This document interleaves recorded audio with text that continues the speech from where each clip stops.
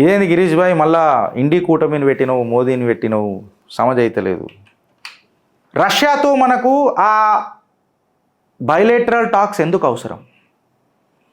రష్యాతో మనకు ఆ ఒప్పందం ఎంత కీలకం అన్నది ఇవాళ చిత్రగుప్త్ మీ ముంగట పెడుతున్న కథనం. నేను డాట్స్ కనెక్ట్ చేసుకుంటూ వచ్చిన. ఫస్ట్ మీకు పరిచయం చేసినప్పుడు నేను రష్యా ఇండియా ఎందుకు ఇంపార్టెంట్ మనకు అని చెప్పిన. నేను ఇది కూడా చెప్పిన, మీ నైపుణ్యం పెంచుకోనికి కేవలం అమెరికాకేనా అన్న మాట చెప్పిన. దాని తర్వాత కాంగ్రెస్ ఆడుతున్న నాటకం పరిచయం చేసిన. పర్సెప్షన్ ఎట్లా క్రియేట్ చేస్తుంది? రాముడు మన ఆస్థ, రాముడు మన ఆత్మ, రాముడు మన ఆధారం, రాముడు మన నిర్మాణం. ఆ రాముడినే మనకు దూరం చేయడానికి ప్రయత్నం చేస్తున్న రాజకీయాలు మీకు పరిచయం చేసిన. దాని తర్వాత ఆ రాజకీయాలకు పునాదులు నాటుతున్న ఆ వ్యక్తులను పరిచయం చేసిన. డికే శివకుమార్ గారే ఉండని, మా నన్ముల రేవంత్ రెడ్డి గారే ఉండని. దాని తర్వాత ఆ వ్యక్తులు ఒక శక్తులై ఈ కాంగ్రెస్ పార్టీని గెలిపించినందుకు ఈ గెలిపించిన కాంగ్రెస్ తన ఇచ్చిన మాటలు నిలబెట్టుకోనికే ఏ రకంగా తన సొంత ప్రజలకు ఇచ్చిన మాటలకు మోసం చేస్తున్నది అని చెప్పి ఫండ్స్ ఎట్లా అలొకేట్ చేస్తున్నారో మీకు పరిచయం చేసిన. ఇప్పుడు దేశ ప్రజలల్లో వెస్ట్ మనకు ఎంత అవసరము, ఏషియా మనకు ఎంత అవసరము, అమెరికా మనకు ఎంత అవసరము, రష్యా మనకు ఎంత అవసరము సాక్ష్యాలతోటి మీకు పరిచయం చేస్తా.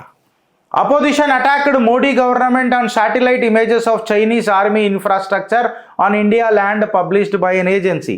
నిన్నగాక మొన్ననే ఖార్గే గారికి కంగారెందుకు అని చెప్పి నేను ఒక కథనం నడిపిన. చైనాలో పాంగ్యాంగ్ లేక్ దగ్గర టనల్లు దొవ్వి లేకపోతే గుంతలు దొవ్వి అక్కడ పెద్ద పెద్ద బంకర్లు పెడుతున్నారు. ఏం చేస్తున్నాడు? కళ్ళకు బట్టలు కట్టుకున్నాడా, కంతలు కట్టుకున్నాడా మోదీ గవర్నమెంట్ అని చెప్పి మాట్లాడిన కాంగ్రెస్ గవర్నమెంట్ ఖార్గే గారికి, కాంగ్రెస్ శ్రేణులకు, తెలుగు రాష్ట్ర ప్రజలకు చిత్రగుప్తు తిప్పుతున్న చిట్టా. ఈ ఏజెన్సీ ఏదైతే ఇమేజెస్ పబ్లిష్ చేసిందో US military affiliated agency black sky subsidiary of space light industries ఇది బయటికి తీసుకొచ్చింది. సరే తీసుకొచ్చింది, మళ్ళీ గిరీష్ నిజమేనా కదంటే దానికి ధీటైన జవాబు భారత్ ఇస్తున్నది అని చెప్పిన. మార్కోస్ కమాండోస్ ఆడ నిలబెట్టింది అని చెప్పిన. మార్కోస్ కమాండోస్ ఎవరో ఒకసారి గూగుల్ చేసి చూసుకోండి ఫ్రెండ్స్. వాళ్ళు కాపలా కాస్తున్నారు నా దేశ సరిహద్దులు.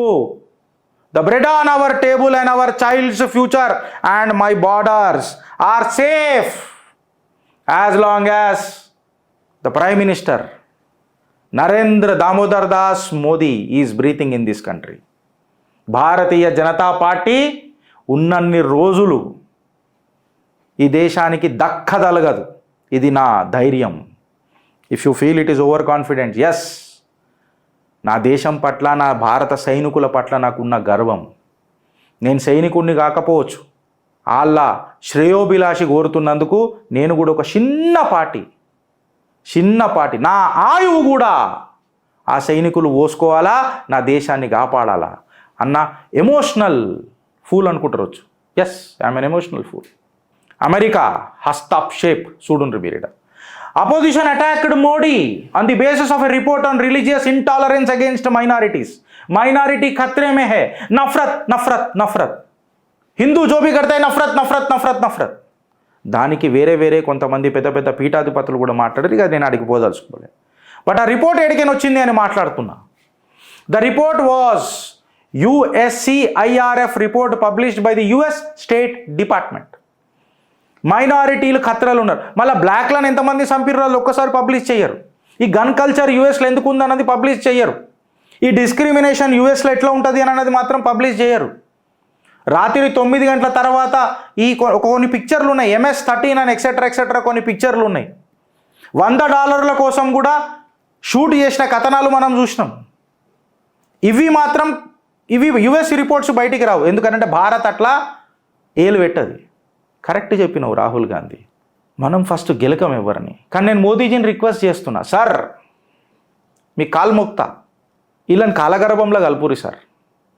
ఆడ దిందాడే రేపులు జరుగుతుంటాయి, దాని మీద మాట్లాడరు. కానీ భారత్ మళ్ళీ రేపు జరిగితే మాత్రం US లెవెల్ దాకా హ్యూమన్ రైట్స్ పోతాయి.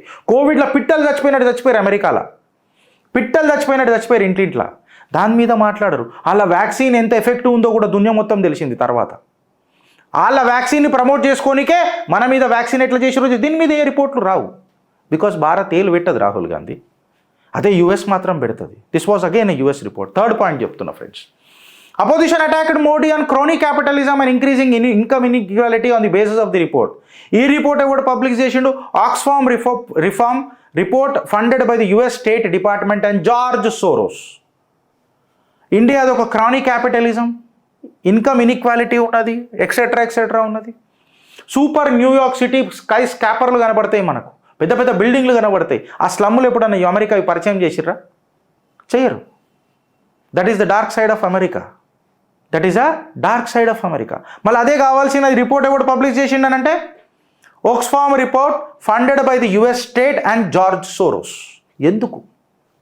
ఎందుకు మీకు అంటే మీ పెత్తనం చెలాస్తలేదనా? మీకు ధీటైన జవాబు ఇస్తున్నాడన్నా? ఇవన్నీ ఎప్పుడు వస్తాయి?